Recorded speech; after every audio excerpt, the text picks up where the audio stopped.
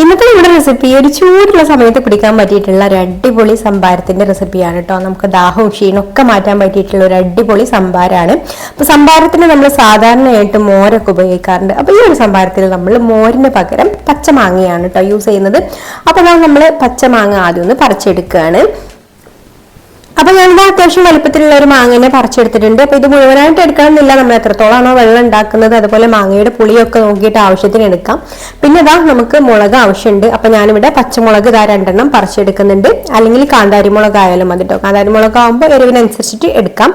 ഇനി നമുക്ക് മാങ്ങ നന്നായിട്ട് കഴുകിയെടുത്തതിന് ശേഷം ഇത് ഒന്ന് ചെത്തിയെടുക്കുകയാണ്. ഇതിന്റെ തൊലിയൊന്നും കളയേണ്ട ആവശ്യമില്ല.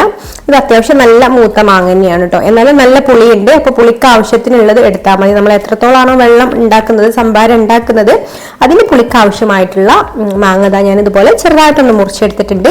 എന്നിട്ട് ഒന്ന് ചതച്ചെടുക്കുകയാണ് കേട്ടോ ചെയ്യുന്നത്. അപ്പൊ ഞാനിവിടെ മിക്സിയിലൊന്നും ഇട്ടിട്ടല്ല, ഇതുപോലെ അമ്മിക്കല്ലിൽ വെച്ചിട്ട് ഒന്ന് നന്നായിട്ട് ഇതുപോലെ ഒന്ന് ചതച്ചെടുക്കുകയാണ്. ഈ മാങ്ങക്ക് കുറച്ച് കട്ടിയുള്ള തൊലിയായിരുന്നു കേട്ടോ. അപ്പൊ ഞാൻ തൊലിയും നന്നായിട്ടൊന്ന് ചതച്ചെടുത്തിട്ടുണ്ട്. അപ്പോഴുള്ള നമ്മുടെ സംഭാരത്തിന് ആ ഒരു കളറൊക്കെ കിട്ടുള്ളൂ.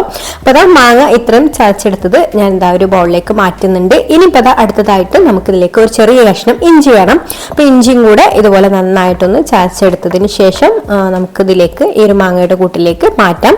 പിന്നെ നമുക്ക് പച്ചമുളക്, എരിവിന് ആവശ്യമായിട്ടുള്ള പച്ചമുളക് എടുക്കാം കേട്ടോ. ഞാനിപ്പോൾ ഇവിടെ 2 പച്ചമുളകാണ് എടുത്തിട്ടുള്ളത്. 2 പച്ചമുളകും ഇതുപോലെ ഒന്ന് ചതച്ചെടുക്കുകയാണ്. അപ്പൊ അത് നമുക്ക് ചതച്ചെടുത്തിട്ട് ഈ ഒരു പാത്രത്തിലേക്ക് മാറ്റാം. ഇനി നമുക്കിതിലേക്ക് പാകത്തിനുള്ള ഉപ്പ് ചേർത്ത് കൊടുക്കാം. എന്നിട്ട് ഇതിലേക്ക് ആവശ്യത്തിനുള്ള വെള്ളം ഒഴിച്ചു കൊടുക്കാം. അപ്പൊ മാങ്ങയുടെ പുളിയും അതുപോലെ നമ്മൾ ചേർത്തിട്ടുള്ള ഉപ്പൊക്കെ നോക്കിയിട്ട് അതിനാവശ്യമായിട്ടുള്ള വെള്ളം ചേർത്ത് കൊടുക്കാം കേട്ടോ. അപ്പൊ ഞാൻ എടുത്തിട്ടുള്ളതിലേക്ക് ഈ ഒരു വെള്ളമാണ് പാകമായിട്ടുള്ളത്. നമ്മൾ ടേസ്റ്റ് ചെയ്ത് നോക്കുക, എരിവും ഉപ്പും പുളിയും ഒക്കെ നോക്കുക കേട്ടോ. അപ്പൊ അതിനാവശ്യത്തിന് വെള്ളം ചേർത്ത് കൊടുത്താൽ മതി. പിന്നെ ലാസ്റ്റ് ഇതാ കുറച്ച് നല്ല ഫ്രഷ് ആയിട്ടുള്ള കറിവേപ്പില കൂടെ ഇതിലേക്ക് ചേർത്ത് കൊടുക്കുന്നുണ്ട്. കറിവേപ്പില കയ്യിൽ വെച്ചിട്ട് ഇന്ന് ചെറുതായിട്ട് മുറിച്ചിട്ടാണ് കേട്ടോ ഇതിലേക്ക് ചേർത്ത് കൊടുത്തിട്ടുള്ളത്. കയ്യിൽ വെച്ചിട്ട് ചെറുതായിട്ടൊന്ന് പിച്ചി കൊടുക്കുന്ന സമയത്ത് ആ ഒരു കറിവേപ്പിലയുടെ നല്ലൊരു സ്മെല്ലും കൂടെ ഈ ഒരു വെള്ളത്തിൽ വരും കേട്ടോ. അപ്പൊ അതിന് ചേർത്ത് കൊടുക്കുക.